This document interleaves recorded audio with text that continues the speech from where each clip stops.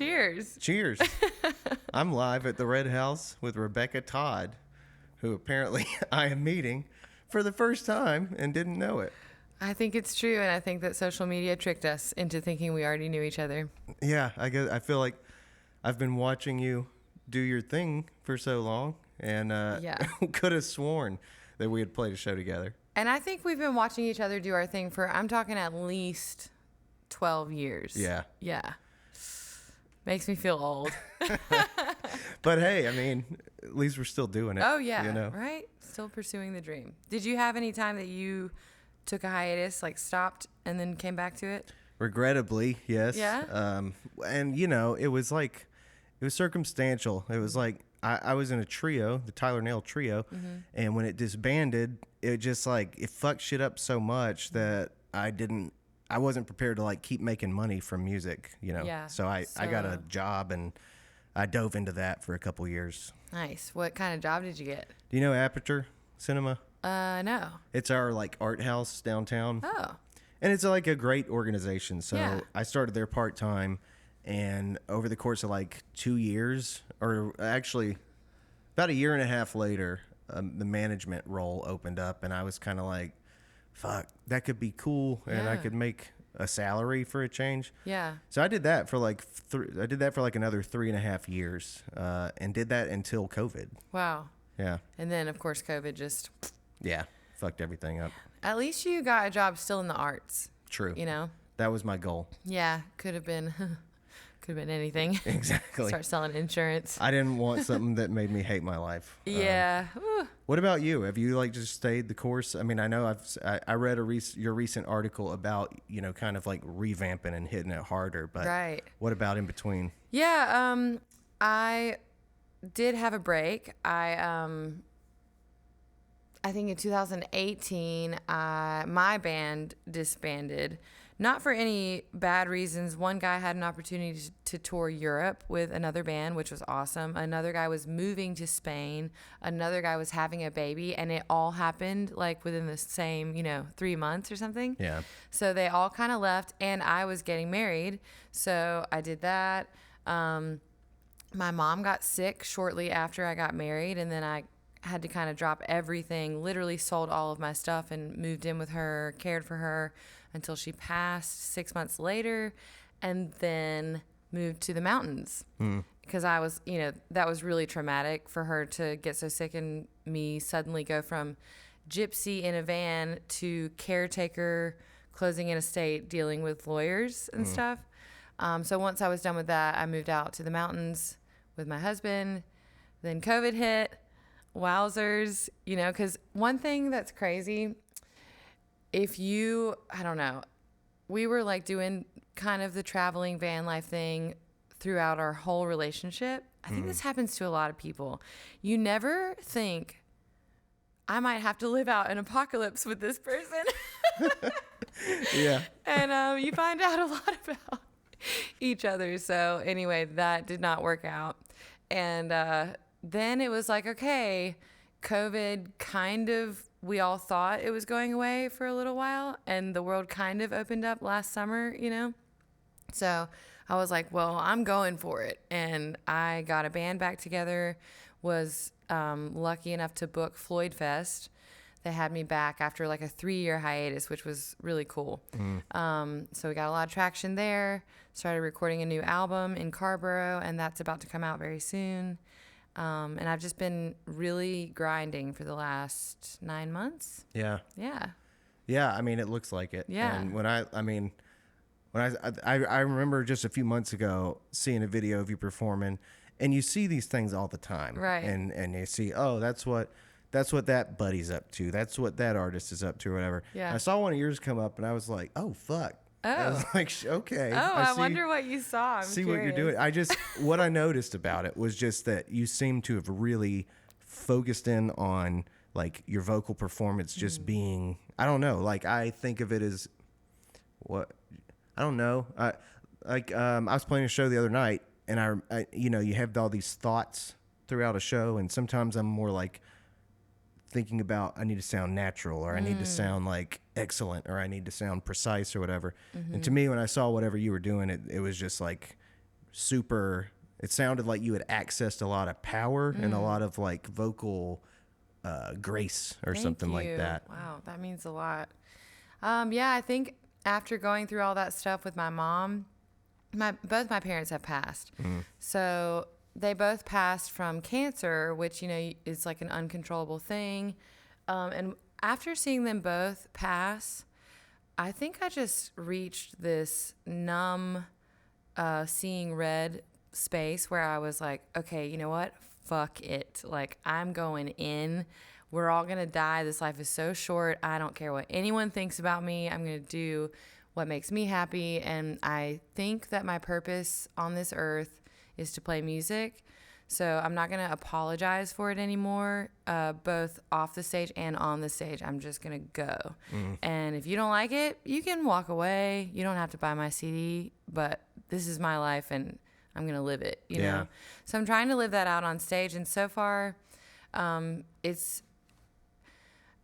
say this a lot more recently, but I think that freedom is contagious. And when people see you being as free as you can possibly be, it gives them permission to feel the same way. So I've been really trying to find that in myself. And I've reached that headspace mostly when I'm on stage. When I'm off stage, I'm like anxious and in my head and all over the place, you know? Yeah. But stage is where I guess I'm more of a performer than I am like a writer. You know how we're all kind of different in those ways? I'm more of an onstage musician. I see. Yeah. Yeah, I think, I mean, I envy everything you just said. I like strive to figure out how to access in some way, and it's I think I'm more of I'm like a writer. Yeah, I was gonna say I envy you in the exact opposite way. So that's interesting. Yeah. I mean, I want to. I tried with one of my last albums to step into that more like performance artist role, and it was really hard for me. But it is empowering in that way. It's like it is a freedom that requires a real practice or something. I just think it's badass. You know, the way I first reached like the first glimpse of that feeling was maybe 7 or 8 years ago. Someone gave me acid right before a gig, and I took it, and I was on stage, and I just started kind of like singing harder and belting harder than I had ever done before. And, you know, I was tripping. So I was like, this is amazing. And then I just started like, you know, and I think that's when I realized I can do this. But in the opposite way, with the songwriting and even like a more small, vulnerable, delicate delivery is more difficult for me sometimes because there's something, how do I put this? The delivery in that is way more vulnerable when you're so quiet and you can hear every little nuance in the vocals and stuff like that. And I was really challenged recording my new album. I've been working with Sleepy Cat Records. We recorded at Betty's, which is the Sylvanesso studio in Chapel Hill. And my producer, Saman, really pushed me to pull back on all of my songs.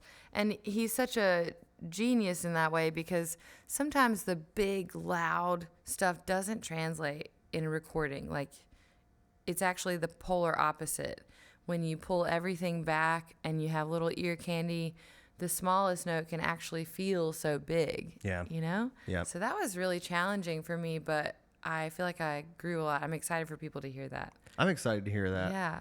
Do you know when that is set to come out? Yeah, right now we're looking at June. We're going to be releasing some singles and videos, you know, prior to that. So very cool. Yeah. Yeah. Well, that's. I mean, I feel like everything that you just described is kind of like what I observed in that video that really put you back on my radar because I have always seen your shit like, you know, on my feed. No, that's not true. Recently, I have especially. I see it as much as I see anything, but I guess there was a time where I just like, it felt like the music community throughout the state wasn't as, you know, like connected and stuff. So it did. I guess there was at one point a dip in knowing what you were up to, and then seeing this like powerful thing that you're doing. Thank you. It's cool. You know, I'm glad that you're doing your thing. Yeah. What about you? Are you recording right now? Are you? Yeah, I don't know. That's a classic response from any musician, I think. I don't really know. It's like I'm doing stuff now. It's weird. I'm following my passion, I guess, in some area. Yeah. In some areas, which, you know, it brings us to the podcast thing. Yeah. And it's like, this is fun and it's kind of novel and new and everything. Mm-hmm. Music, I think I'm having a really hard time, like, totally accepting the territory that we're in with music, with the whole, like, what it looks like now to be an independent artist. Yeah. I've had a hard time with it. Well, like, we can't even define it. Like, what is it? It's like it's so personalized for everybody. I started a Patreon, and that was like kind of not my nature to do that, because I don't know. It's just, it's like the business side of stuff feels like a vulnerability for me. I don't really ever feel too vulnerable about putting my art out there, but when it comes to like putting it out there, like, I need financial support from people or some shit like that. Yeah. That feels very uncomfortable to me. Yeah, I know what you mean. It feels almost like exploitative or something weird. I know what you mean, because I had to do a Kickstarter for my album, and I have a small Patreon. There's only like 18 people, but they're awesome. Thank you guys. You know, so yeah, I get it. Yeah, same. I mean, I like stuff like that. That's like, I've been like slowly like reimagining my whole business model for how to support my art. And I've been like releasing stuff. I very quietly released an album a couple months ago that I just like, I don't always know how to correctly draw attention to shit anymore without doing the thing that everybody's doing. So music, I think right now, I let it be the case that I have a small little group of really enthusiastic people that really believe in what I do and care about it. Yeah. I make what I make, and I make it at the rate that I want to, and I let it be simple, and I record it all here. And then what I'm like, as far as what I'm doing really publicly and really trying to grow is the audience around the podcast for the most part. Nice. Because I just fucking love it. Yeah. That's awesome. I mean, that's the dream. And I feel you. Like, I've been having to sort of redefine for myself what is success, because we all had that break, you know, a year and some change. Really, we're going on 3 years now of something like pandemic. I guess as of now, we probably are. 2 weeks to flatten the curve. Anyway, here we are 3 years later. Thanks, Trump. Sorry. Anyway, we're having to redefine, like, what is success? Does it have to look like what it used to look like? I don't think it does for me. You know, I was grinding so hard in the past before my whole hiatus. I was living in Wilmington, which I still live in Wilmington, but I had a completely different model. And I was playing a lot of cover gigs, like a lot, 200 a year cover gigs, 4-hour gigs, you know?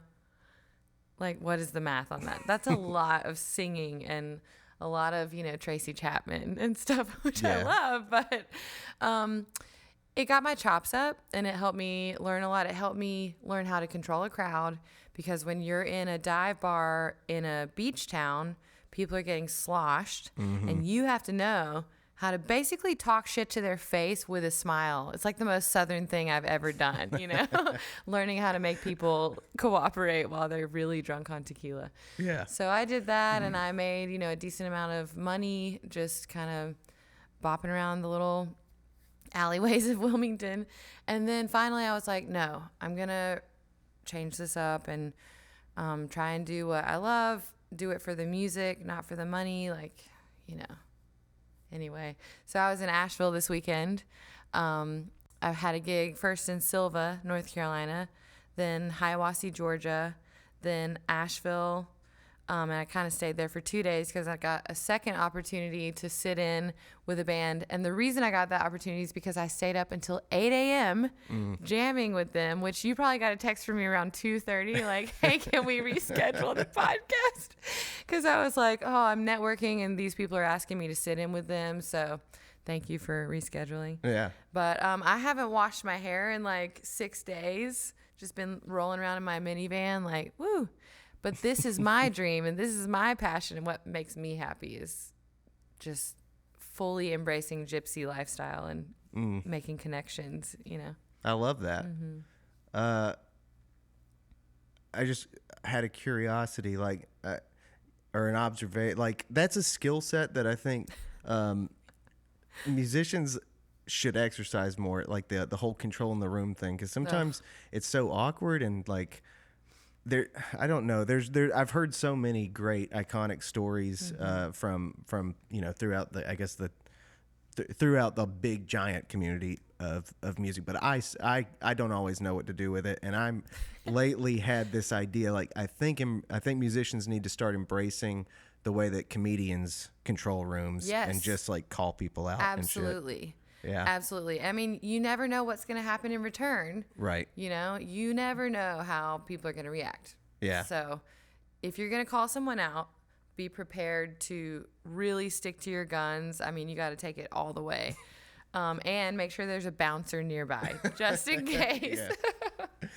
Yeah. Any particularly good stories on that? You know, every night is different, of course. Every venue is different. But one time I was in D.C., and I cannot remember the guy's name, but it was a packed room, and there were 2 girls right in front of the stage who were drunk and not serious about his music. You could hear a pin drop, except these 2 girls. And finally, he stopped everything, and he was just like, oh, no, you first. Did you have something you wanted to share with the class? And he basically just like, I mean, he creamed them, and I kind of felt bad for them in a way, but then it was like, well, everyone here has paid money to, you know, be here. So that's different because people have paid money. When you're playing a cover gig in a bar, no one paid a cover to get into your cover gig. You know what I mean? They're just there to drink, and you're the corner music. Right. So, yeah. You kind of, it's like make eye contact with everyone as they walk in. Make sure that they know that you see them. And try to like get them involved. Make them sing choruses with you. And then talk shit to them in a funny way a little bit. That way they know like, oh, they're a little feisty. Yeah. Yeah. But I've had some bad reactions too. I mean, that's the risk. Yeah. There's the risk. I'm trying to think of some, but... I mean, your show, it makes sense because I think the energy's a little bit more up here. Yeah. And where mine is like, if people are talking, it's so funny sometimes because a couple of my fans are just so committed to hearing every word and like quietly singing along. Yeah. So one of my more recent shows, there was like one table surrounded by a bunch of other tables that they were just talking, and my fans, some of them are sitting in the back just like I want to yell at them if they don't shut the fuck up. Yeah. And then finally somebody, I know who, but somebody connected to my fan group, whatever, decided to take it upon herself to just start walking around telling people they should be ashamed of themselves. Ashamed of them? Hey, great. That's awesome. I love it. Because then you don't have to be the bad guy. Exactly. That's really nice. Yeah. I tried to like draw the attention to the music and everything, but I couldn't get a hold of that table, so somebody just decided, all right, I'll handle this. You know, it's really like dealing with 3-year-olds. You know, it's that you're having to do things, and you open your eyes really wide, like, hey, look over here, sing with me. Can we sing really quiet? Now we're going to sing quietly. And then suddenly they realize that they're way louder than everything else, and then they come down, you know? So you have to use 3-year-old tactics with drunk people. Sometimes. It's just what it is. Suck the air right out of the room. Yeah. Yeah. And if that doesn't work, shame them. Oh, my gosh. Yeah. So, yeah, I'm sleep deprived. If I sound delirious, it's because I am. But maybe you'll get some interesting information out of me. Yeah. Because I can't control myself. Yeah. Yeah. Ooh, No. 8 a.m., man. Asheville goes hard. Yeah, that's what I've heard. And I'm sober now. Yeah. So, sober from alcohol. So, not drinking and only, like, smoking some weed here and there until 8 a.m. I don't know how I do it. I'm like, man, I must be really committed to, I don't know, networking or something. Yeah. Like, I mean, I don't think I could do it anymore. Yeah. Especially like if I have a beer or something, I'm going to go to sleep. Right. Yeah, for sure. I mean, it got to a point where we were all hanging out at this one guy's house, and I was in the corner of an L-shaped couch with a blanket over me. Like, yeah, I'm here. I'm hanging out. Y'all keep singing.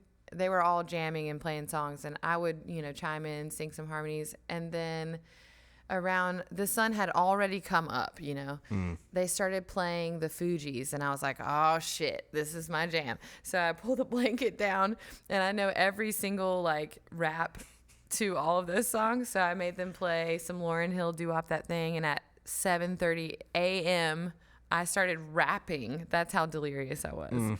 So, yeah, good times. Yeah. Yeah. So, do you want to talk a little bit? Like, I read the article from, I can't remember the publication. Yeah. But I read an article about you and about sort of sobriety and hitting it harder. Yeah. And like, I don't know. Do you want to talk a little about that? Sure. That was Brian Turk that wrote that one. Thanks, Brian. Yeah. Sure, whatever you want to talk about. I guess I was just like, I wondered what it felt like on the other side of it. As far, I mean, I can understand the commitment to hitting it harder, and I guess I wondered on a creative level, like what it's been like since you decided to do that. Like, cut that out. Cut out the alcohol. Yeah. Yeah. So I guess I should take a step back and say that during COVID, I was actually doing very well.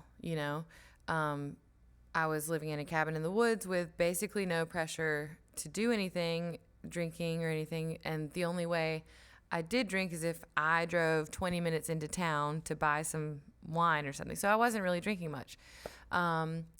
Then music life started back last summer. Yeah. We all said, oh, we're not going to wear our masks and we're going to go to festivals quickly, So I went to the first festival that I played, and, they give you, it was just back to what music life has always been for us, which is free alcohol and free, you name it, especially at the festivals, you name it, it's there. And they even have like an IV tent for you so that you can rehydrate yourself so that you can keep partying. Damn. So they're pushing performers, or they're allowing you to push yourself to your own limit. And it's really up to you to say, well, what is my limit and how in control am I? So after COVID, none of us were in control. We were all like, woo, we're back, So we get to the festivals and everybody's just like raging. And I fell right back in to that, drinking a lot. That started in July. And then basically from July until Thanksgiving, I was just knocking it back, playing my gigs and drinking at every gig like I used to, which is like 4 or 5 nights a week of not like crazy drinking, but 3 or 4, to some people 3 or 4 drinks is not a lot, but when you do that every single night, that's a lot, for me, for my body anyway. So I was just getting really tired. I was traveling and driving like many hours on top of the drinking and not sleeping on random couches. And I just realized, okay, if I'm going to hit this as hard as I want to, something's got to give. I have to get to a point where I can not sleep, but still wake up and feel alive, So I thought, okay, the easiest thing to give up right now is alcohol. And that's where I'm at. I haven't been like super hard on myself about it. I think I've had maybe 12 literal drinks in 95 days. So I think I've been killing it to me, Some people are like, oh my God, you're not perfectly sober, you lose or whatever. Yeah. But that's not how I feel about it. Yeah, anyway, sorry. I don't know if I'm rambling. No, I mean, you're good. Okay. Yeah. Do you have another specific question about it? No. I mean, well, yeah. It sounds like on a practical level, as far as just staying functioning and staying active and stuff like that was totally beneficial, which makes a lot of sense to me, especially like, I think it's kind of played out, the whole association of the artistic lifestyle being driven by poisoning yourself or Right. whatever. Absolutely. But so then I guess since then, what's it been like on a creative level? Has it affected anything in a positive or negative way? Absolutely. Well, doing what I told you I did just this weekend, the only reason I'm here and functioning is because I didn't do any sort of, stuff that made me feel like shit the next day. So, yeah, it's helped me so like I was saying, I'm a performance performer and I love networking. Those are my two strong suits. So, not drinking has allowed me to perform better. I'm not like drying out my vocal cords and stuff like that, which I go for some big notes. So if you're not taking care of it, it hurts. And on a more practical level, when I do sleep, I sleep more deeply. And I've started to notice, this is such a sad thing to say out loud, but I've started to notice that I am dreaming again. And then I'm waking up after my dream, but before my alarm clock, which means I'm actually getting the adequate amount of sleep. And I haven't felt that in like 8 years. And suddenly I'm like, oh, this is what that felt like back in high school when I was just like sleeping enough, Yeah. So it's truly been over a decade of me, nose to the grindstone, not getting adequate sleep, and thinking, this is just what my lifestyle is because I'm a musician. It's supposed to be that way. But now I'm 34 and my body is saying, oh, you better, check in on that because you're not 22 anymore. So, yeah, here I am. I hear that. Yeah. Yeah. Tell me, as we've said that we have been watching each other for about 12 years. Yeah. Yeah. What kind of differences have you felt? Oh, you mean as I get older? As we have aged 12 years, yeah. I do. I remember reaching the point where like I had to reassess my routines with alcohol because it was fucking with my sleep too, and I do like to sleep appropriately and also have dreams and know what they were and shit like that. It's important to me. So that was something. But aside from that. There's been one, we don't even know where each other started really for the most part. So we don't know what to compare. What do you mean? We didn't know each other when we were in our early 20s, so we don't know how much we've changed. Right. That's true. I don't know what you don't know about But your me. fans know. I mean, I don't know. Yeah. Oh, yeah. Good point. It is about the audience, isn't it? I do forget about y'all sometimes. Changes? Artistically, none, but I do notice more and more. I'll tell you one thing that bothers me is how I think far behind I feel like I am compared to a lot of our peers in the music scene, and like I've lacked focus on some of the stuff that you're supposed to do in maintaining and building audience and stuff. So I think that's like, I don't know, since COVID, that's been a shadow that's like lingering around me that I'm like trying to figure out how to address in some kind of way. So I just heard you use language. You said far behind and things that you're supposed to do. So where is behind? Where is the starting point? What are we comparing to? And what are we supposed to do? Like, what is the right track? Is there one? Good observations. Sorry. No. To call you out. No, it's awesome. I need it. I guess when I say far behind, I noticed that pretty much specifically the one metric I'm using is Spotify numbers. It's like everybody's has a way bigger audience on Spotify, and so I feel You can buy that. That's fake. maybe. Yeah. I've wondered if that's the case for like most people, and that's like something I refuse to do is buy fake numbers for streaming. Yeah. You're basically, the question you asked reveals that there is no one way. There's no one place that we're all supposed to get to. Maybe that's what I should have said, is like I'm noticing that wherever I seem to have been pointing myself all these years, I guess the simplest thing to say is like I'm interested in figuring out if that's still what I want to point myself at, or if it's something different.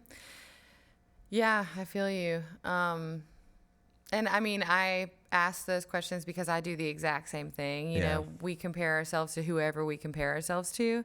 And it's easy to think like, well, they're doing all this and that's not happening for me, you know, or not yet or whatever. But I've definitely, even on my drive here, I was having this thought of like, gosh, I don't really have much going on right now. See, you're laughing at me. Don't laugh at me. Right, and I stayed up until 8 a.m. Anyway, no, but like February and March, I only have, you know, maybe 6 band gigs or something. So in my mind, I'm like, oh, I'm a failure, you know? And then I'm like, no, Rebecca, you have a busy year coming up and you're going to wish you had it like this in a couple months when you aren't sleeping at all, you know? But we just get in our heads and we're our own worst critics. I often try and like take a deep breath and go back to whoever I was before I was playing music, when I wanted to be playing music. And that would have been me when I was like 17. You know, and I knew how to play guitar and I was writing, but I wasn't doing it publicly really. And I think if I knew that when I was 34, you know, because 34 is old to a 17-year-old. Yeah. Very old. If 17-year-old me knew that I would have a band and be playing on what back then would have been like huge stages to me with lights and fog. Like 17-year-old me would be so stoked, and to have a band and a van and a trailer, and I have an agent now, like, whoa, you know? So you just have to sometimes step back and say, wait. Have I been successful in that child dream that I had? And I mean, we're getting reacquainted, but already I'm like, okay, this guy lives on a lot of land in a wonderful, decorated house. He has a niche group of people who support his music and like pay to hear it every month. That's the dream. And you have a studio set up. I don't know. Yeah. It's so easy to look into someone else's life and say, oh, it looks great. I mean, honestly, it's important to like choose optimism, you know, and that's something that I definitely fail at very often, choosing optimism rather than like self-criticism and stuff. I think, you're exactly right. I mean, I can't even, when people tag me in things on Instagram or post videos, I literally do not watch it. I will repost it, but I can't watch it. Really? And sometimes one time someone was walking up to me and they were like, look at what someone tagged you in. And it was playing. And I was like, no, please turn it off. I don't want to hear it.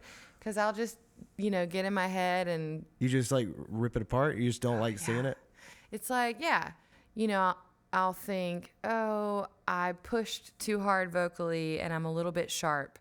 Or my outfit looks stupid, or that's a terrible angle and I need to lose weight. I mean, you name it. It's like every negative thought is there. Yeah. So I've started to understand my strengths and weaknesses, and I'm like, I am a terrible critic of myself. So you know what? Just don't watch it. Yeah.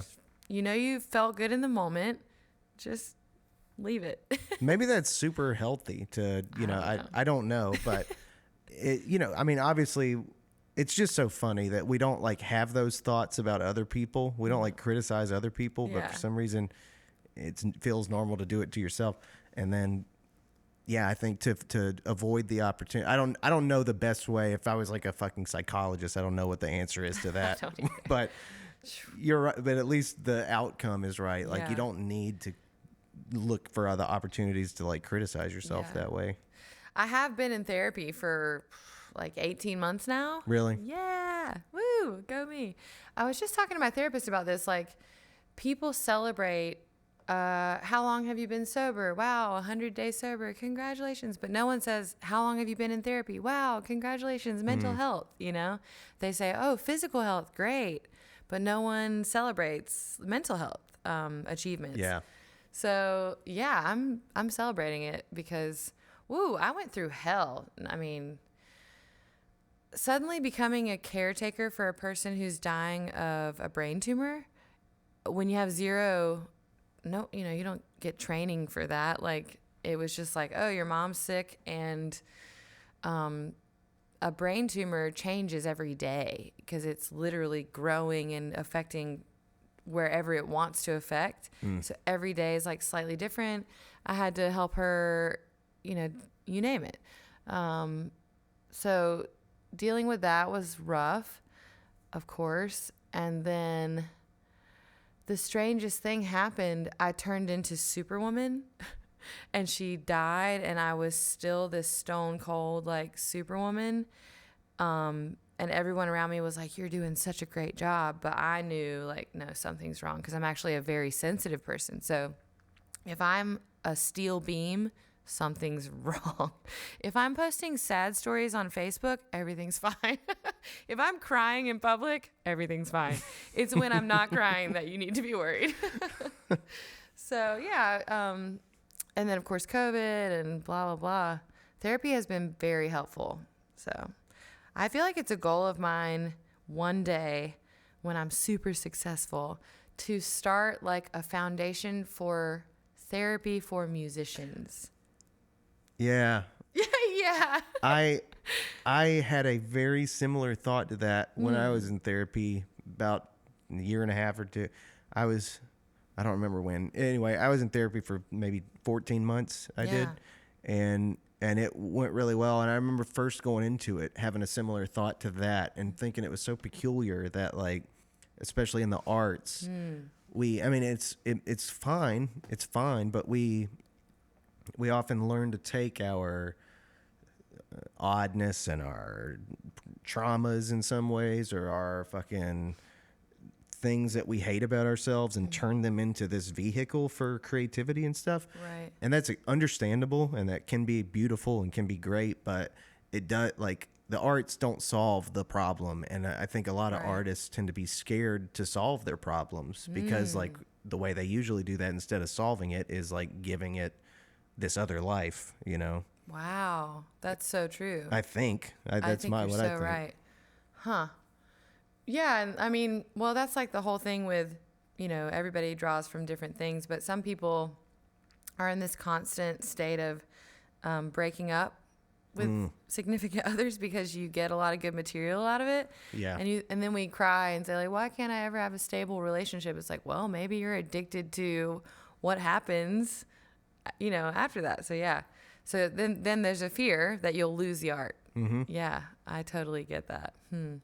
Well, and I have been thinking there's music therapy, but there's not specific therapy for the music maker, because the music maker, when you're in a position like we're in, where you're in the limelight is weird, There's not really specific therapy that I have found yet that is specific to people who are on this level of limelight, where we're not like on, whatever the big, huge channels are and stuff like that. But we are, if we go out in whatever town we're from, we don't have to, but it's like the public expects us to become, like, you know what I mean? Mm-hmm. Who our name, like, people don't call me Rebecca. They call me Rebekah Todd. Same, yeah. Yeah, Tyler. They call me Rebecca Todd. No, they do. They call me Tyler Nail.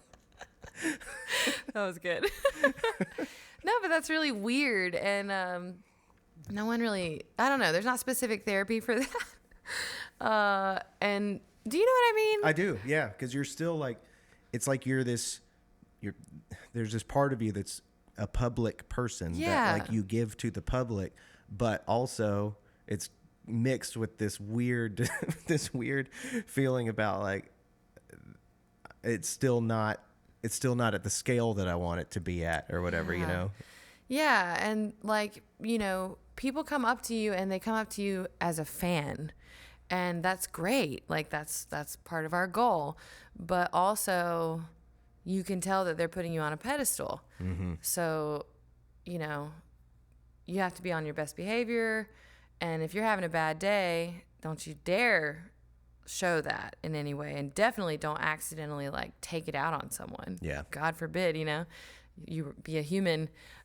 So yeah, there's just a lot of weirdness. And as things are growing for me, I'm finding that to be more and more like, oh God, you know, how am I going to handle this?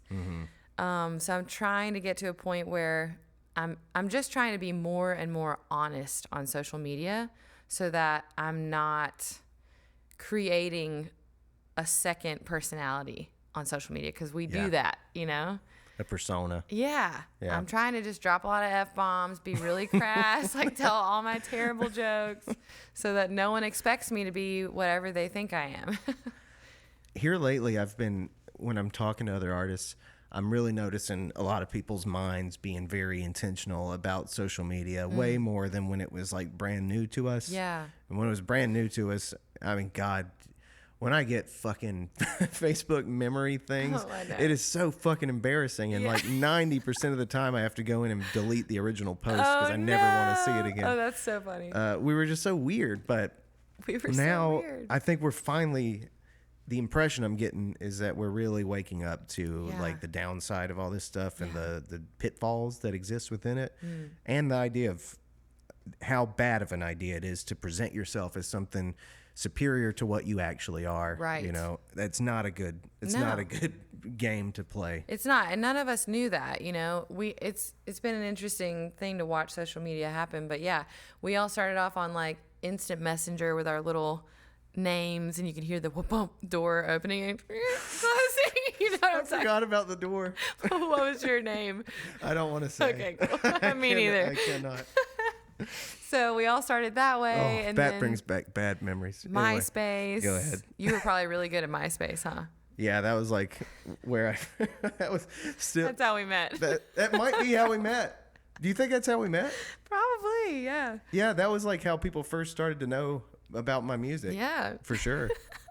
Reverb Nation.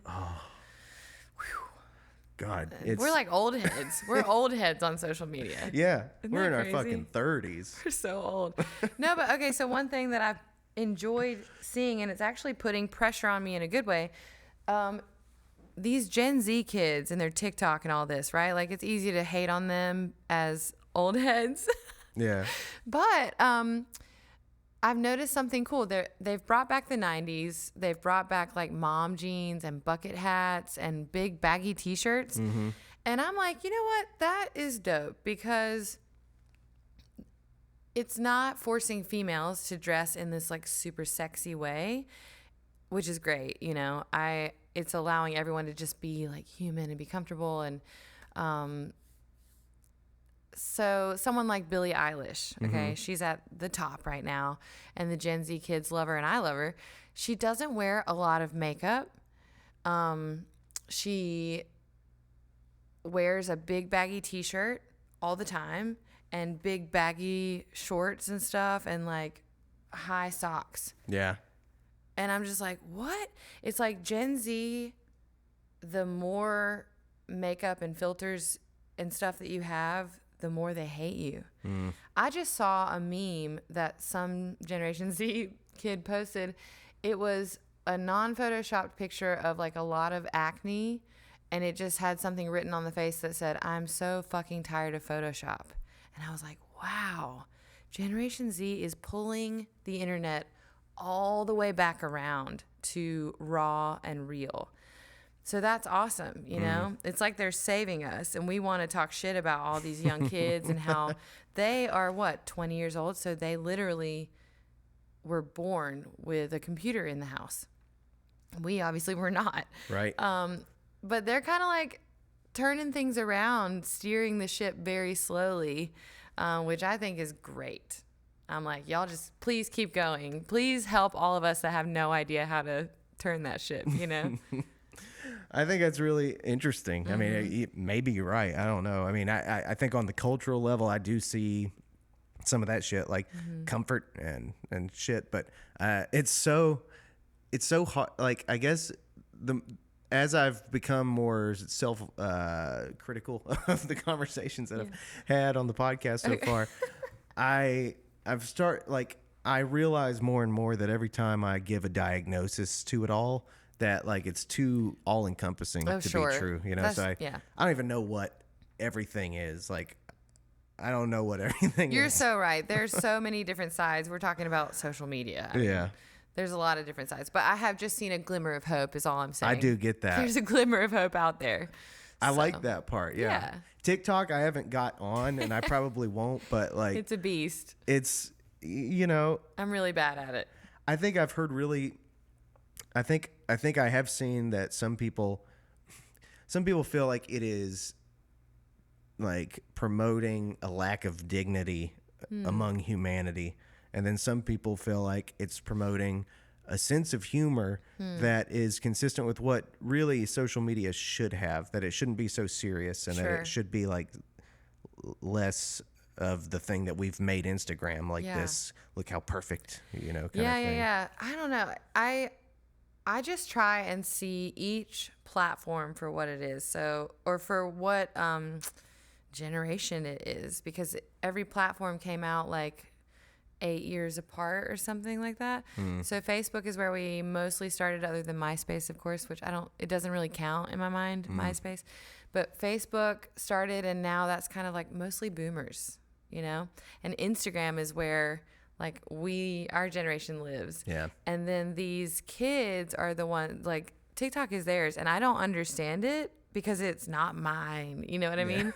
I don't understand it. And they're doing so many edits and stuff so fast. Yeah. I have so much to learn, but I'm just trying to see it from their perspective, which it's really hard to do. Yeah. You know? Yeah. So, we just grab it by the tail and hang on. Yeah, basically. Anyway, enough about social media. Such a it can comes of up, worms. It's always like a part of the conversation. Well, it's part of our life, you know, as promoting our music and all that. Yeah. 100%. Let's see. I have a few things that I want to make sure to ask you about your podcast. Like, what motivated you to do that? Yeah. So I have a podcast called the Rebecca Toddcast. I've been wanting to start one for a really long time, and I was too shy. I thought I would be wrong about everything. And I was worried about saying anything that was incorrect, you know, or might offend someone. Definitely afraid of being canceled, you know. So I was really scared, but so I didn't do it for a long time. But I think this year, like I said, I'm just trying to trim the fat in a way and be more honest about who I am and make it very clear. If you want to know if you like me and you like my music, here it all is. Make your decision. You can stay or you can go, because I'm going to be as real as possible. Yeah. Whereas before, I was trying to be whatever sold, whatever did well. And that got really dangerous really fast, you know? So, yeah, now I'm like, okay, I'm just going to talk about what I talk about. And if you don't like it, there's the door. You're welcome to leave, you know? So, okay. We were on to something a second ago that I think is relevant to this. You said that with therapy and stuff, you kind of like became this ice queen. Yeah. And is that what motivated you to kind of go into therapy? Yes, for sure. So you're doing the therapy thing. Congratulations on that, as you mentioned.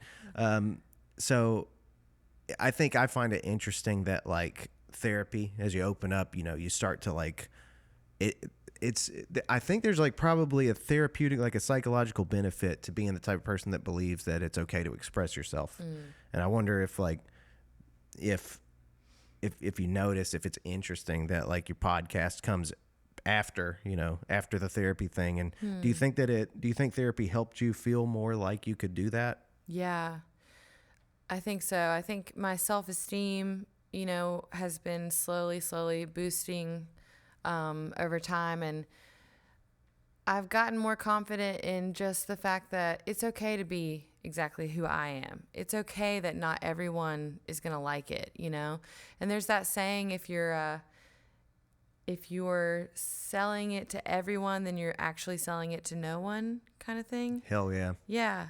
And I've been trying to lean into that because before I was trying to sell to everyone. And what I got was just this washed out, no one actually really cared because I wasn't specific, you know? So now I'm like, okay, fuck it. I'm 34 years old. I have wrinkles. I'm really crass. I'm a boss bitch. If you don't like feminists, you know, you might not like me, but I'm not like, there are a lot of different kinds of feminists, and this is a whole can of worms too. Like, I'm kind of, how do we say this? I'm like a basic bitch and I'm a feminist at the same time. So that's always interesting. Like, I bleach my hair blonde and I wear lipstick and sometimes I drink coffee from Starbucks. But also, like, I'm trying to do the damn thing as a female in the industry, and that's really hard. So yeah, I'm just like, this is who I am. You can like me or not. That's fine. Yeah. You know? Fuck yeah. Yeah. I think that's great. Thanks. Yeah, I mean, I personally have found this podcast to feel like back when I was in therapy, like just opening up as a person. But two, have like, I certainly every single conversation deal with this thought of like this cancellation thing and like what that all means culturally. Because I'm not really the type person that says a lot of shit that's crazy, but I do think I don't always fit into what I think is like the most common narratives on either side of the spectrum that we seem to be kind of like observing. And I think that's interesting and weird and a little bit difficult to navigate sometimes. It's very difficult. It's a strange time. You can literally lose your entire career if the wrong person gets upset with you, you know? I think the main thing I can say to cancel culture is I just think it's fear-based, and I think we're all living in a lot of fear right now. And I hate that, you know? I'm like, I personally love dialogue. I love conversation. I want to hear your story. I want to hear how you got to where you are, and your story is valid too. Even if I disagree, that doesn't mean it's right. Does that make sense? Mm-hmm. It doesn't mean it's good or legal, but you have a story too.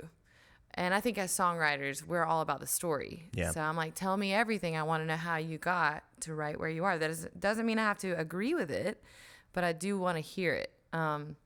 Anyway, I got off topic. But yeah, I think cancel culture is scary, but I also think that every emotion we have, millions of other people are having that. We're not special, you know? We're not like as individual as we think. If you're afraid to say something, a lot of other people are also afraid. So if you say it, a lot of people will be like, oh, thank God someone said it. Yeah.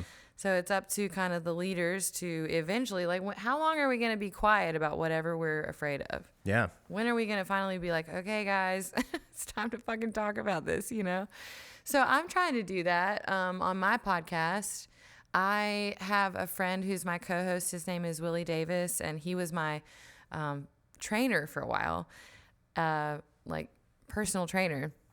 So he was helping me get in shape a couple years ago, and now we're just friends. He's a musician as well, and he also happens to be a black male, so he has a very different perspective on life. He grew up in, you know, the suburbs of Wilmington, North Carolina, which, you know, basically all of North Carolina has a very racist past, you know, and present.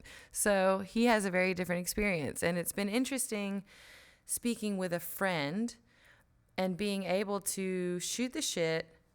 And sometimes I accidentally say dumb things. Like, I don't know something about black culture that maybe I should know, or maybe a lot of people don't know it. I don't, you know. And he'll kind of call me out and say, oh, actually, let me just quickly tell you about that. And it's great because that's where cancel culture is lacking. Like, we're not allowed to make a mistake. Yeah. But with my co-host, he's my friend. If I make a mistake, he's not going to get mad at me. He knows my heart. He will just simply say, oh, actually, here's some information. And then I'm like, oh, thank you. and then we continue. So that's the difference, I think, for me between cancel culture and just having a dialogue, a safe space dialogue, you know? Yeah. So yay for communicating. The dialogue is important. Yeah. And I think I see a growing like kind of feeling among a lot of people on different sides of the spectrum that are starting to feel like, like exactly what you described. Like, I'm just tired of putting up with the feeling that I'm constantly have some kind of like invisible authority looking at me through my phone that's like out to destroy my life or whatever. Yeah. Because it's not fucking healthy. And It's not. I mean, and worse than that, it does shut down the dialogue. It does shut down opportunities for people to kind of like better their understanding of a thing, or to be criticized, or to not like to be criticized in a productive way, like to be critiqued, Right. you know, instead of just dismantled. It's really risky and scary because, of course, if you say the wrong thing, some people are going to say, wow, she's so stupid. But it's like, well, I mean, I don't know. I'm just trying to learn. So Yeah. that's my best answer. And again, here's the door. You can leave if you want to. And we make jokes now. Every podcast, which we've only had 2 so far, but we make jokes about being canceled because we're like, you know, the wolves are just right out the door waiting to cancel us. Who knows? I think I wonder too. I mean, yeah, I know that feeling. But I think the more I've done it, the more that I've put out episodes, it's like a few people probably, I know a few people that pay attention to what I say and are curious about it. I'm sure that I know people who choose not to listen to the podcast, especially after certain episodes where maybe like, because basically I've taken the opportunity to kind of like express distaste for the political like sort of stink bug in here somewhere. Oh, nice. I didn't notice it. To express distaste for like the political divide between people, and I personally think that like it's sort of like the biggest problem with it is landing on the far ends of this polar like divide, like being a super ideologue for either camp, I think is like kind of part of the problem that I'm trying to criticize a little bit. Of course. And I think anybody who identifies with one of those ideological groups, I think feels like I'm putting them on blast, or putting their identity on blast by like talking shit about the thing. And I don't mean to talk shit about the thing, talk shit about anybody's identity as it relates to a political identity or whatever. But, you know, I think I just want, ultimately, I just want people to find themselves a little closer together in like as a human, as a human that can relate to other humans, you know? That's our job as artists. Yeah. And yeah, it's our job as artists to take the human experience and like, I like to say that I'm just a vessel, and it's just my job to like take in the human experience and put it out into some way that makes sense to me and maybe to someone else, you know, and I think that's our job. So kudos to you for trying to pull the two sides together, you know, and that's all we can do. Well, to you too. I mean, I really identify with that, like the value. I mean, that's the same thing really as songwriting, and that's kind of what drew me into podcasting too. Like the value of being willing to take what you're experiencing and learning, put it into words, and make it visible to other people for the benefit of them interacting with it, so that they can like, you know, pull something from it, whether it's like whether they agree with it or disagree with it. If that process makes them stronger in some way or whatever, makes them make more sense to themselves. Yeah. You know, it's kind of beautiful. It is beautiful. And again, we're not special. Every thought and emotion we've had, someone else has had or is having.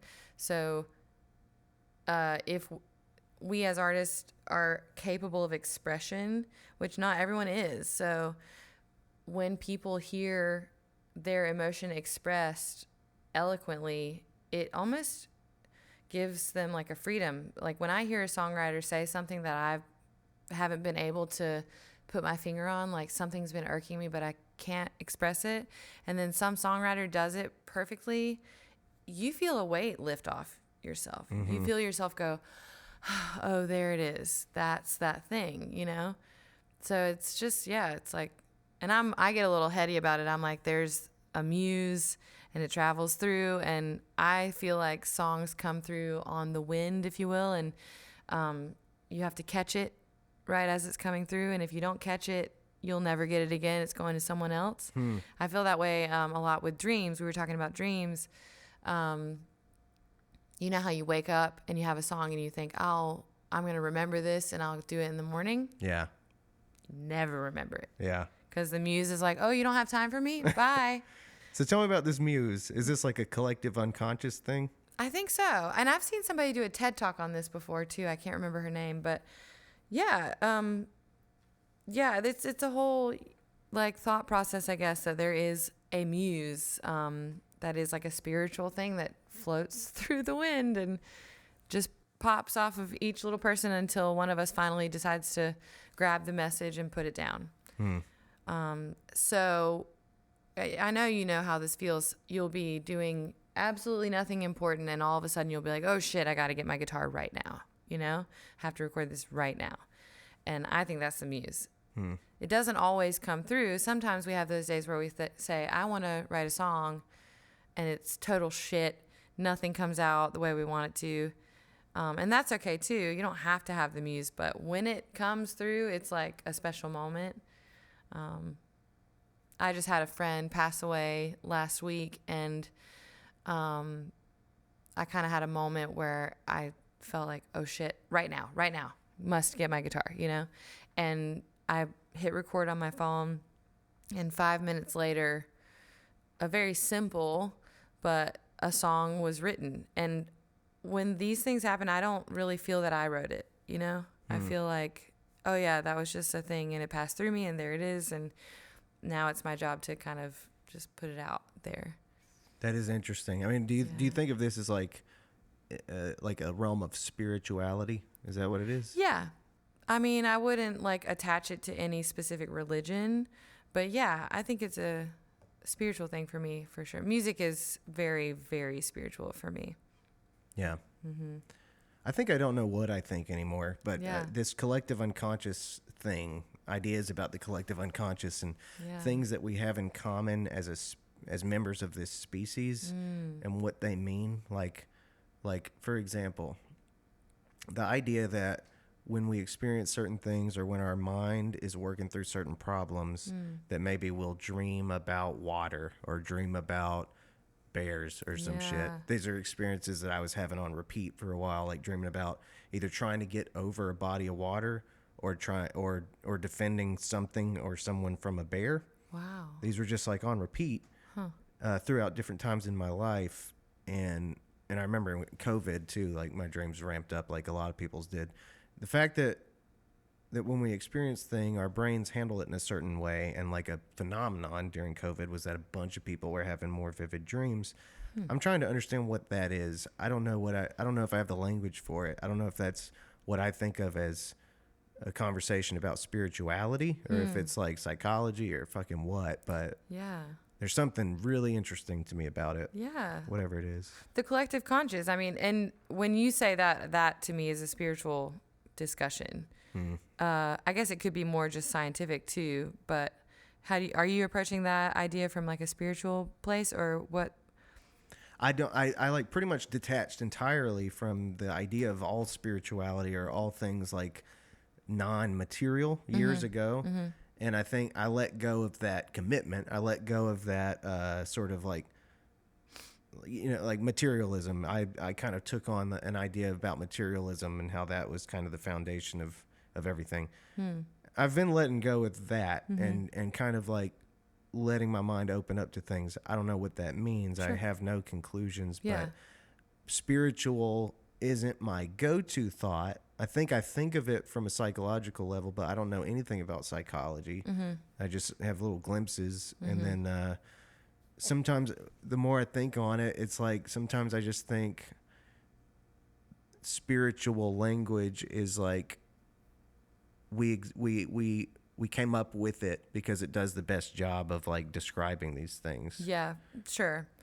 I do like just the words collective consciousness because that describes everything more easily somehow than attaching the word spirituality, because that's such a loaded word. Yeah, you know? it can be. It can be, yeah. Yeah, because we're all coming from a different perspective. Like, I have no idea what that means to you, you know? Yeah. What does that mean to you? What does spirituality mean to you? I have like a negative bias for it because I come from a religious background that I like don't identify with anymore, and so I think I have I've had a bit of a defense mechanism between me and anything religious, and I associate spirituality with religion. I've heard a lot of people say that that's a failure and a mistake, and like you shouldn't associate, or you don't have to associate spirituality with religion. And I'm like, yeah, maybe you don't, but I don't know how to not, personally. Yeah. I don't think there's any wrong way about anything, period. Oh, man. Yeah, well, we have time to talk about all the heady shit, right? Yeah. Okay, cool. I'm not in a hurry. Sweet. I got lots of stories. So I also was raised like in a religious background, but when I say raised, I was raised in Benson, North Carolina, but my father was from Brooklyn, New York, and my mother was from Chapel Hill. So they both were raised Catholic, and they both came from kind of a more liberal perspective. They found a cheap house in Benson. They did not realize where they were moving. I see. I was wondering when you told me about it, how you ended up there. Yeah. So, and they did a great job. They added a lot of zest to that town. And I do have a lot of love for Benson. It was a very wide open space for my wide open brain. I was weird compared to a lot of the kids there, I didn't do what's it called? FFA? FFA. Future Farmers of America. Yeah. With the green jackets. Yeah. I wasn't in that. I didn't play sports. And I was actually the religious girl in school. And the reason I brought up my parents is because they were not religious.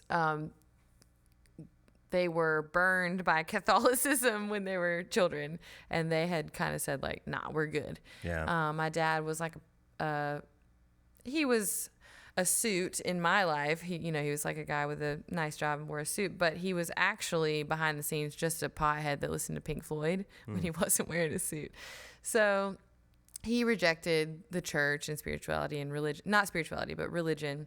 My mother came with me to church just to support me, but I chose to go to a Pentecostal holiness church because they sang really well and they harmonized so well and like had this vibrato and tambourines. And I was like, even as a 6-year-old, I was like, Mom, I want to go to that church, And she was like, oh, are you serious? They are psychos. Like, because if you don't understand, or if you're not part of that culture and you show up and they are jumping off of chairs and that whole thing they say about swinging from chandeliers, that's kind of a real thing.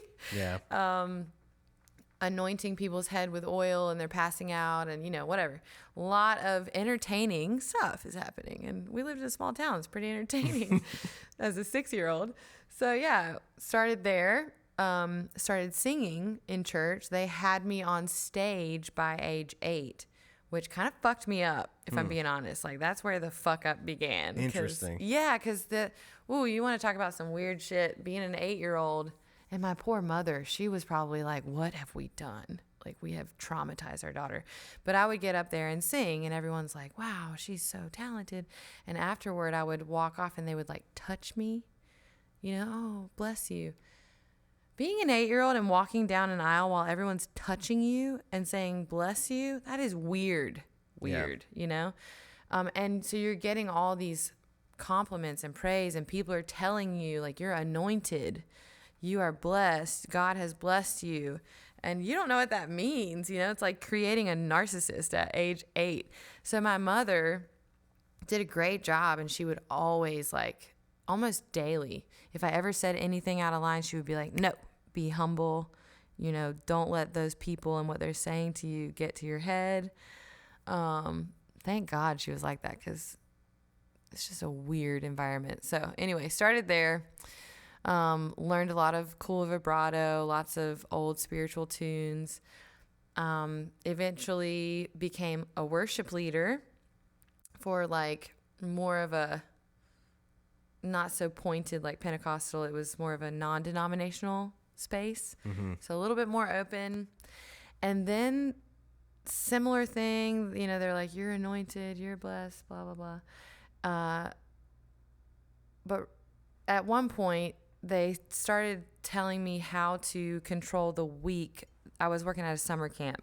And so they wanted me to like, you know, every week we had a new crop of kids. And it was up to me, the worship leader, to kind of guide them, if you will. And this is where it got weird. They started telling me what the order of the week was. And it was like Monday is introduction day. Tuesday is fun and uplifting. Wednesday is cry day. We're going to get them all to like, you know, open up and cry. Thursday is get them saved day. And Friday is celebratory, go home. Holy shit.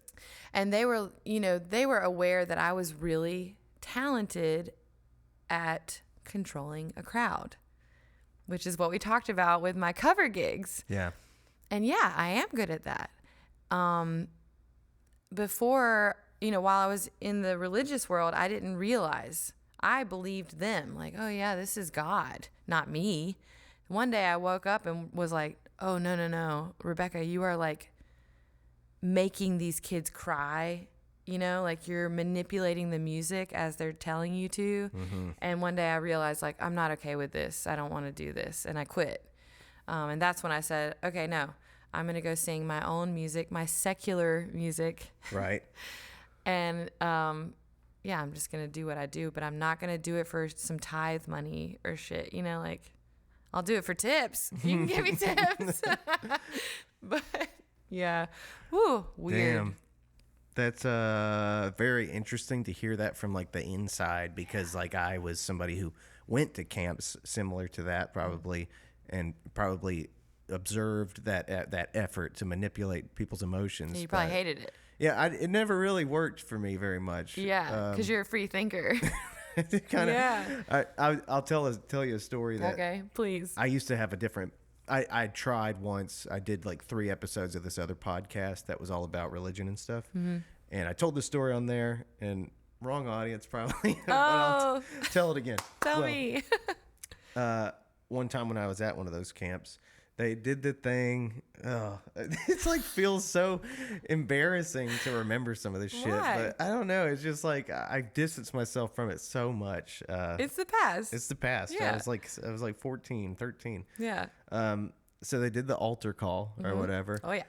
And I think I felt duped already, because they were like anybody make a new deal with Jesus or whatever to orient your life. And they were like, raise your hand. And I was like, I did. I like told Jesus I'd be better. Yeah. And they were like, all right, everybody who raised your hand, come up to the altar. And I was like, damn it. Dang it. They tricked me. They did. So I went up to the altar. And then like as I was standing up there on the stage, and they were like kind of making a display of all of us who had recommitted ourselves to Jesus in some way or another, I felt something on my hip. And I like put my hand on it, and there was something in my shirt. It was like a bug. And I was like, what the fuck? And I like felt, and I made sure it was a bug. Yeah. And I thought, well, I'll just flick it off. I go to flick it off, and it like wouldn't come off my skin very easily. And I was like, fucking A, what is this thing doing? And I got freaked out. Like all this is happening real quick. So with my shirt, I grabbed the bug and just yanked it off and like flicked it onto the ground, and it scurried away. And I looked at my skin, and it was like, it had really made a mark on me. Oh it my was God. really trying to hold on to me. And it hurt like a bitch. And I started crying on the stage. Oh my God. And then I realized everyone in the room thinks I'm having like a religious experience right now. And it's horseshit. It's just that this bug lit me up. Oh, it's so good. It's so good. Listen, you know, yeah, there's so many stories, but my whole deal goes so far. Like, I've been on this quest since I was a child to find the magic, you know, like, and that's just who I am. I'm like, there's magic out there and I've got to find it. You know what I mean? I love that you said that. And yeah, I think that we are, while we are very different in our ways of expression, I think we're kind of birds of the same feather. Like, we're just looking for the magic and we want to find it and then we want to give it to others, you know? So I've been looking for it, and I've experienced a lot of things. Some of it has been magical and some of it has been horseshit. You know, like one time I accidentally joined a cult in Africa because I thought... Okay, you got to tell me about that. You can't just leave that floating. Yeah, so I was a worship leader at that summer camp, and this team from South Africa came through, and people get mad at me when I tell this story because some of them were part of this and they'll hear this, but this is my experience. Sorry, guys. A team came through the summer camp. They were doing a performance. They did a great performance. There were about 100 people on this team, and it was like this theatrical hip-hop dance performance. So lots of like break dancing while doing theatrics. And they had a rock band that played behind it. It was really cool. And they were scouting out talent for their next year's crop of performers. So they saw me and they said, hey, we want you to be part of our team.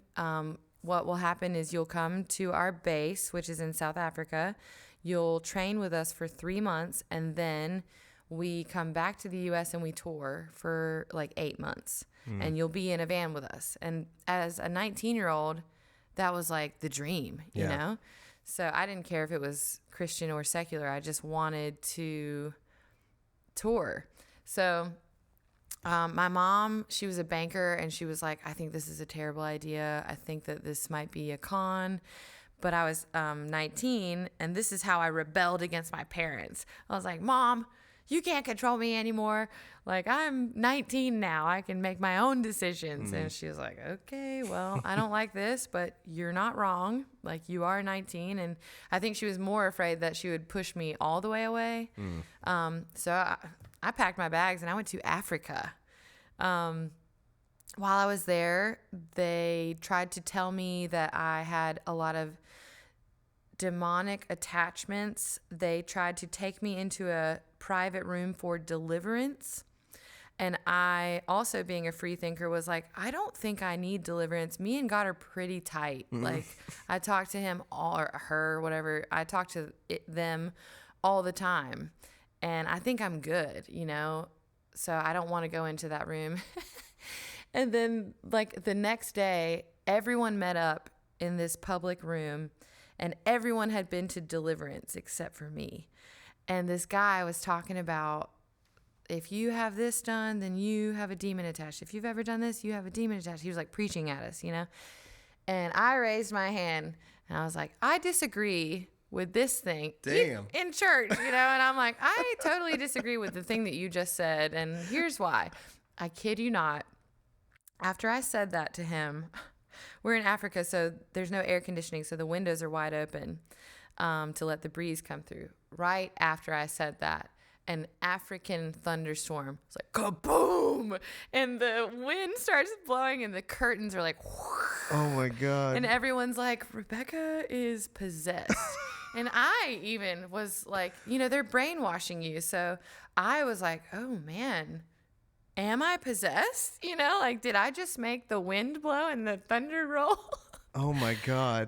But no, I stuck to my guns and I never went to deliverance. And maybe that's what's wrong with me.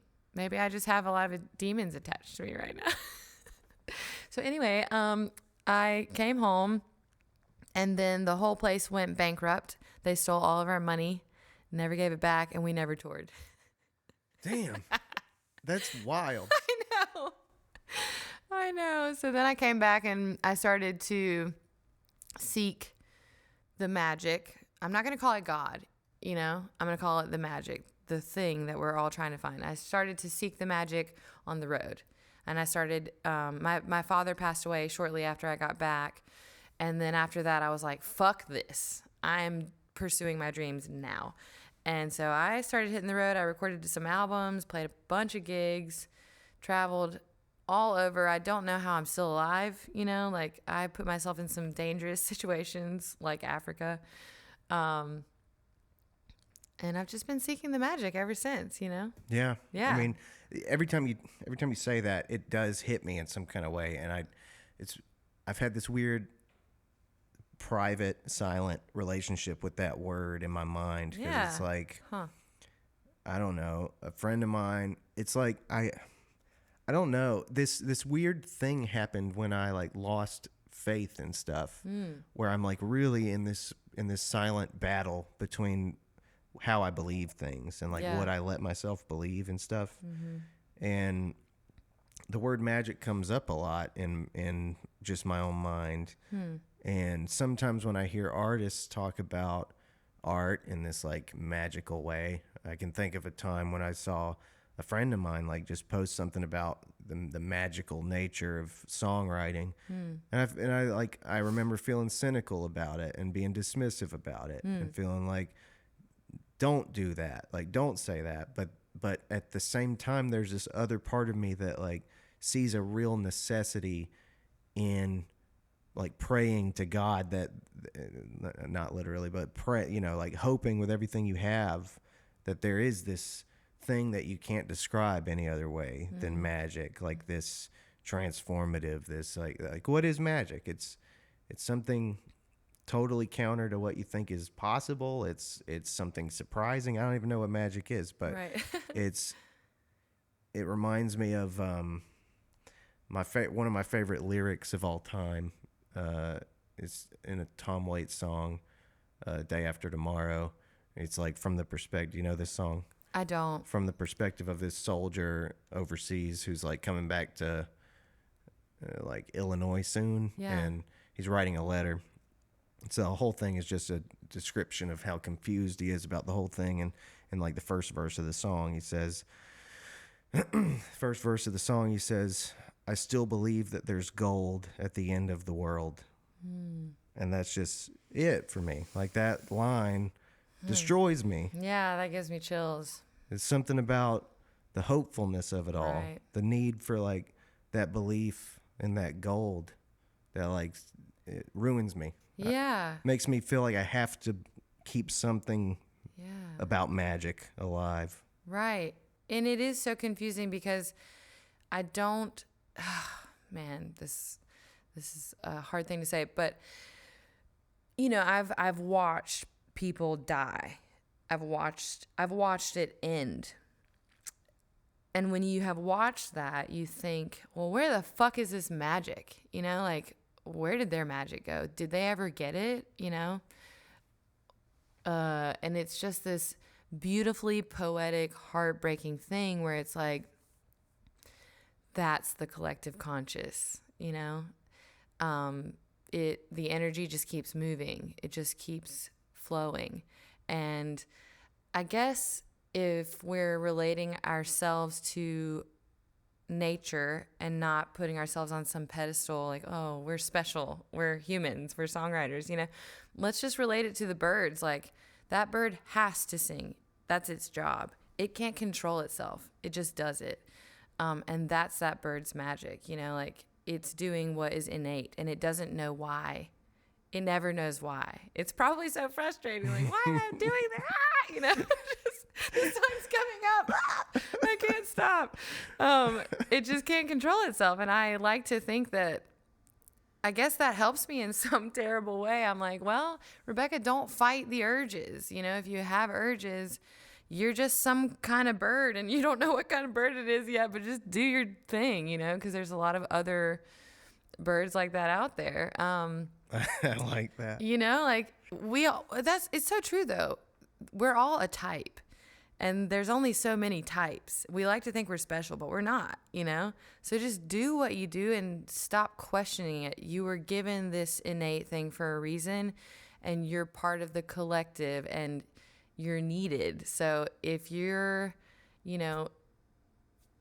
if you sell insurance or you're a very analytical person and you work in a bank or whatever, like, you're needed. Do what you follow your bliss, I guess, is what I'm trying to say. Yeah. Yeah. Because we all have a different bliss, but it all makes it go round, my most recent exploration of the magic is ayahuasca. Mm. Yeah. So speaking of the collective consciousness, I did some ayahuasca last year, and it was very interesting. This is a substance that's, from a very logical standpoint, it's altering the way you're perceiving the world. And it altered it quite a bit. I saw a being, and it was a female. And there was also I'm just going to tell you. I want to know everything. No, there's too much to tell, but I'll tell you what I can verbalize in a short amount of time. So we always talk about God, right? And it's always male. And I never questioned that. I never said, like, what's up with that? Why don't we ever talk about a female? Well, when I was on ayahuasca, suddenly it was very clear. The sky was male. The earth was not. And they were perfect. They just fit perfectly together. And I thought, oh my God, why has that never clicked for me? The yin and the yang, the male and the female. The male and the female is in everything we know. But the patriarchy decided to just dismiss the female side of things, in our religious world. But in the natural world, it's everywhere. It's all around. And anyway, did some ayahuasca, met the female side of things that I had never really met before. She was appearing to me in the trees and the leaves, and she was talking to me. And as the wind was blowing, that was like kind of her hands and things. And she was telling me about myself and trying to work me out of my space of trauma that is so limiting to us as humans. And she was trying to like pull me out of that and say, like, okay, let's get to that thing, that bliss. Let's get back to that purpose, the reason you're here, And for me, I've always known my purpose was to sing. Never really knew why, never really cared. It just is what it is. And I'm very grateful that I've always known that, because a lot of us struggle for years to even be able to say that. Yeah. Like what our purpose is. So I had all those rough years that I told you about. And then I decided to do this afterwards to try and find some healing. And at one point, my shaman, he didn't even really know that I was a musician, but he pointed to me and said, Rebecca, I need you to sing for us right now. And I was really fucked up on ayahuasca. I could barely move. And he's like, sing for us. And for a brief moment, my ego kicked in and I thought, and I went into Rebekah Todd and I was like, what am I going to sing? What scale am I going to sing? What song what am I going to do? Do you want me to do something? And all of a sudden I felt this hush and this calm. And it was almost as if like a presence or a hand, some sort of force was on my shoulder. And it said to me, you don't have to sing. I'm going to sing through you.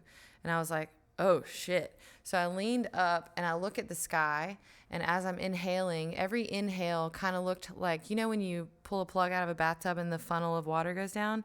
Every inhale looked like the sky was funneling into me, and every exhale looked like it was going back out. So I took a couple exhales, and the stars were like going into me and then exhaling out.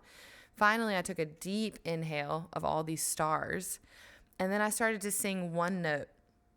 And I could see it coming out of my mouth like the aurora borealis, like snaking through the sky into the center of the circle where we were all sitting.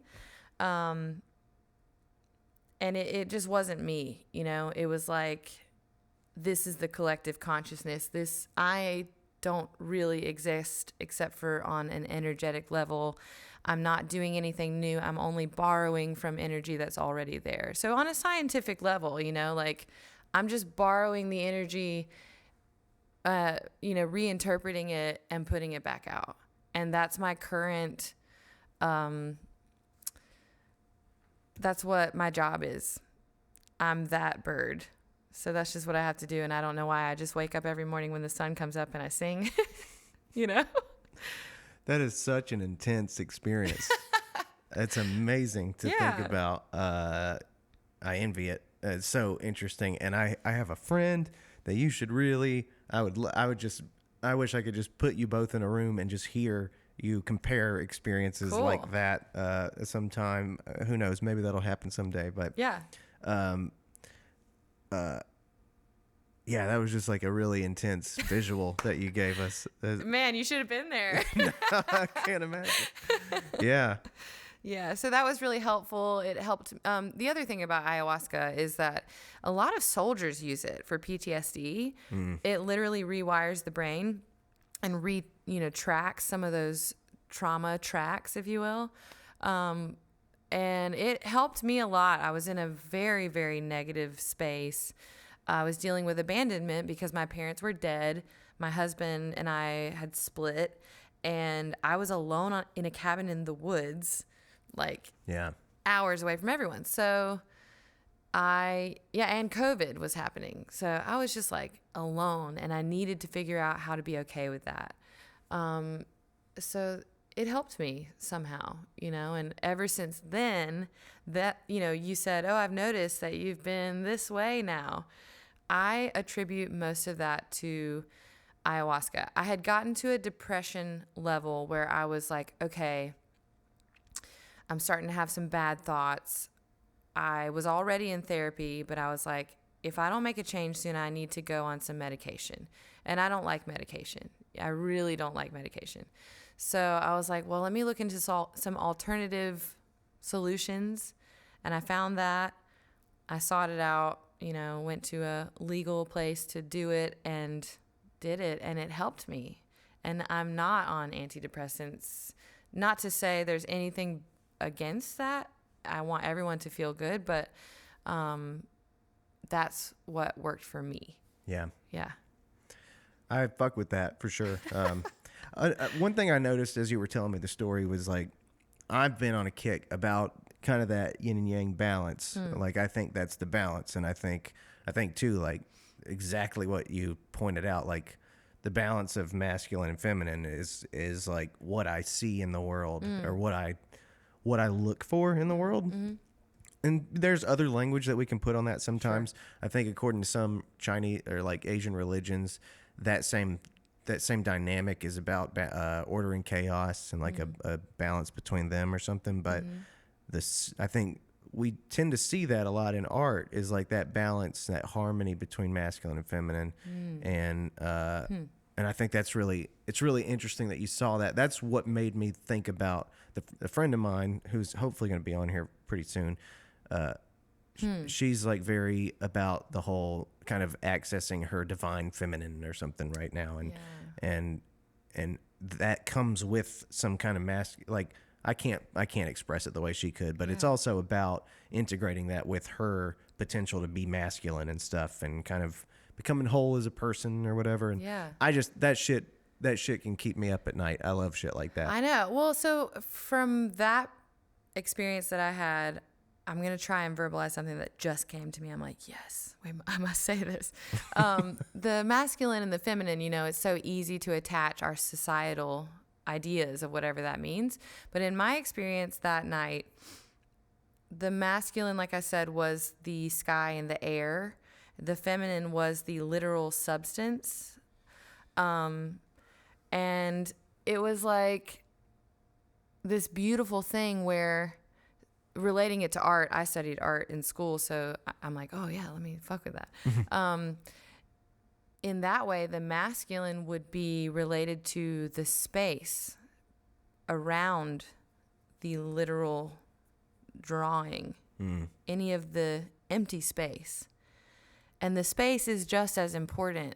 The space almost protects the substance, it holds it in place, but it also allows it to breathe. And I think that's something that I do think society is pushing towards that. I think we're headed in a good direction.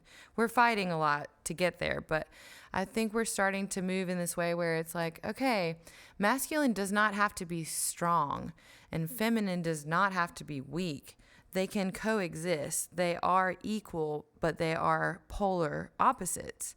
And And you can see that in any way you want to see it. But, you know, in my ayahuasca experience, the space between the trees was nothing without the trees, and the trees were nothing without the space. It coexisted because, you know, the ayahuasca blurred my idea of the difference between the two, you know, and it was all equally important. So, yeah, it's just food for thought. I love that. I think it's perfect. Yeah. I mean, I really love that. I mean, I do think in our own personal potentials, and also like the way that can be expressed on a social level, that's exactly right. I mean, that's the symbiotic relationship between differences, you know. Right. And it's sad that I'm over here like, wow, I've had an epiphany, but that's because society has not allowed me to view it that way. You know, society tells men, don't cry, don't feel anything. And definitely don't let your female be your female. First of all, we're calling it that, you know, and I'm coming from a small town, like that's their perspective, but it's something I've been pushing against. I was going to finish that with don't let your female be like stronger than you or bigger than you or have a better job than you or make more money or whatever. I think most of the world is already past that. Maybe that's not true. But I still live in an area where that's not true. People are not very open-minded, you know? And I battle it every day in the music industry, every single day. I don't even know the battles. That's the thing. When you are the female, you don't even realize that someone's being sexist to you because you want to see everyone as good-natured and you think, oh, well, they didn't give me that gig. That's okay. Maybe it was just like some reason, you know, but then you find out it's because you didn't flirt with them enough or something crazy. And you're like, I didn't even think that was possible, you know, to be treated that way. Anyway. Yeah.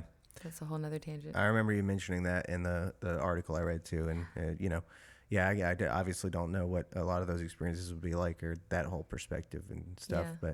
But, you know, it's society. And I don't know. Yeah. I mean, you mentioned that like society is one thing when you're in like a small town compared to like when you're in a city or whatever.